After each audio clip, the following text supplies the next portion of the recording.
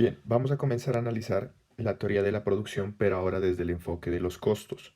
Una breve introducción sobre este tema. Siempre que necesitamos producir, se requiere para ello comprar factores de producción, y esos factores de producción se compran en los mercados de factores.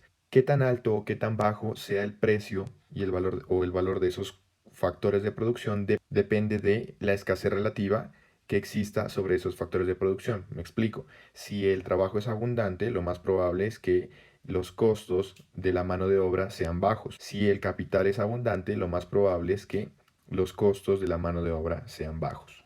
Una aclaración importante: cuando evaluamos o hacemos análisis de costos en la teoría del productor, no hablamos de costos contables, que ya sabemos hacer referencia a los desembolsos explícitos de dinero que realiza la empresa, sino que hablamos de un concepto más amplio, que es el de costos económicos, que tiene no solamente en cuenta los costos explícitos, sino también los costos implícitos, y que en conjunto conforman el enfoque de costos de oportunidad. Es decir, además de los desembolsos explícitos, aquí evaluamos el beneficio de la mejor alternativa desechada por haber tomado una decisión alrededor de la producción. Cuando hablamos de costos, se van a dar cuenta que en el análisis que vamos a hacer continuamente vamos a estar haciendo referencia a la producción, dando a entender que los costos al final son una manifestación monetaria de la producción. Entonces, siempre vamos a adoptar esa perspectiva. Finalmente, sobre esta introducción, el análisis de costos lo vamos a dividir entre un análisis de corto plazo y un análisis de largo plazo. Entonces comenzamos por el análisis de los costos en el corto plazo. Para ello vamos a definir muy rápidamente que el costo total, ya dijimos, hace referencia al valor de todos los factores de producción involucrados en el proceso productivo, pero vamos a dividir este costo total en dos elementos. Por una parte, los costos fijos, que son todos los costos que no dependen de el volumen producido, es decir, que son independientes de cuánto se produzcan. Puede producirse mucho o poco, los costos fijos van a ser constantes. Y por el otro lado tenemos el costo variable, es decir, todos los costos en los que incurre la empresa, pero que se elevan cuando la producción se eleva y que disminuyen cuando la producción empieza a caer. Entonces, en el corto plazo, cuando nos referimos al costo variable, casi siempre hacemos referencia a lo que nos cuesta el trabajo, que es lo que hemos denominado como factor variable. Entonces, el costo variable va a estar asociado a las unidades de trabajo que requerimos para producir una cierta cantidad. Esas unidades de trabajo las denominamos con L y están aquí en función de la cantidad, como pueden ver, multiplicado por el salario unitario de cada una de esas unidades de factor variable, ¿sí? Entonces, W por L sería el total de desembolsos que realizaría la empresa por concepto de costos variables. ¿Qué ejemplos tenemos de costos variables? Es decir, costos que dependen de cuánto se produzcan. Principalmente la mano de obra directa, es decir, la mano de obra involucrada directamente con el proceso productivo. En pocas palabras, los obreros, ¿sí? Las personas que están haciendo o ejerciendo directamente las labores de producción. Si hacemos referencia, por ejemplo, a una empresa textilera, ¿sí? Entonces, las personas que operan las máquinas, las personas que se encargan de preparar la tela, pues ellas serán las que requieran, las que se consideran como parte del costo variable.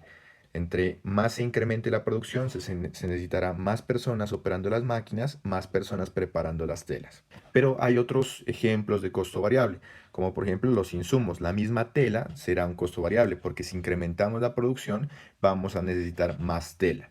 Los servicios de energía: si tenemos las máquinas operando a más tiempo, porque necesitamos incrementar la cantidad producida, pues también la energía va a incrementarse. La energía que se requiere para operar esas máquinas va a incrementarse.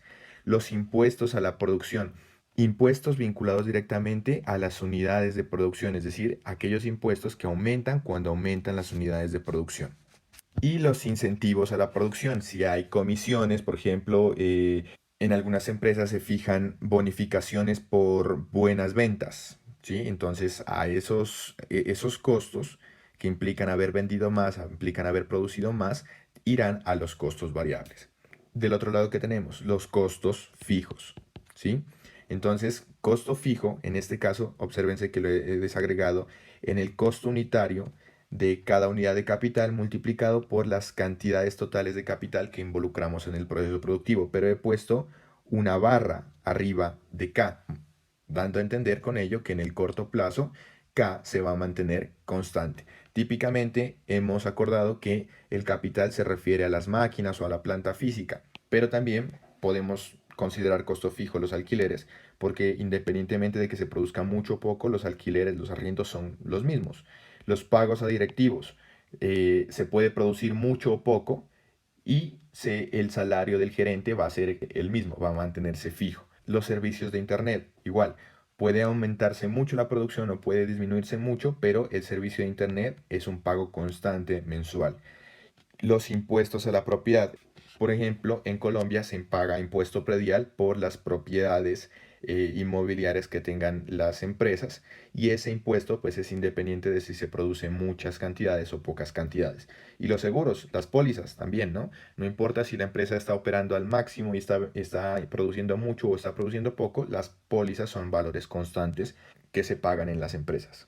Estas funciones de costos, el costo total, el costo fijo, y el costo variable se pueden representar en unas curvas, que son las que tenemos acá abajo. Entonces acá abajo tenemos la curva de costos totales y la curva de costos variables. Fíjense que empiezan teniendo un comportamiento que crece a una tasa decreciente, llega a un punto, ¿sí? Y después sigue creciendo, pero ahora a una tasa creciente, ¿sí? Es decir, hay un punto de inflexión aquí. Y también lo hay en el costo variable. Empieza desde cero, creciendo a una tasa decreciente, llega al punto de inflexión y sigue creciendo, pero ahora a una tasa creciente. ¿Por qué ese comportamiento y por qué es importante, como dijimos en la introducción, vincular esto con el comportamiento de la producción? Porque aquí también se puede observar la ley de rendimientos decrecientes. Acá arriba tengo la típica función de producción de una empresa en el corto plazo, que dijimos que hasta que llega un punto de inflexión, en este caso que se genera con 4 trabajadores, en ese punto, hasta ese punto estaban operando rendimientos crecientes, pero que a la larga empiezan a operar los rendimientos decrecientes.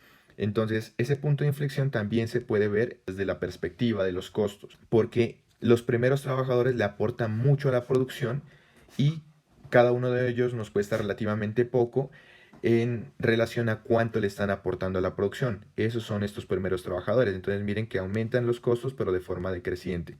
Lo mismo ocurre con los costos variables, ¿sí? Pero a la larga, cada nuevo trabajador va a terminarle aportando poco a la producción, pero igual hay que pagarlos. Entonces le van a aportar más a los costos que a la producción. Lo mismo pasa con los costos variables. Hay una distancia, ¿sí? Si se observa aquí, entre la curva de costos totales y la curva de costos variables. Esa distancia está dada por los costos fijos, que como pueden observar se representa con una línea que indica que son constantes, en este caso al nivel de 30. La distancia siempre entre el costo total y el costo variable va a ser igual a la altura de los costos fijos.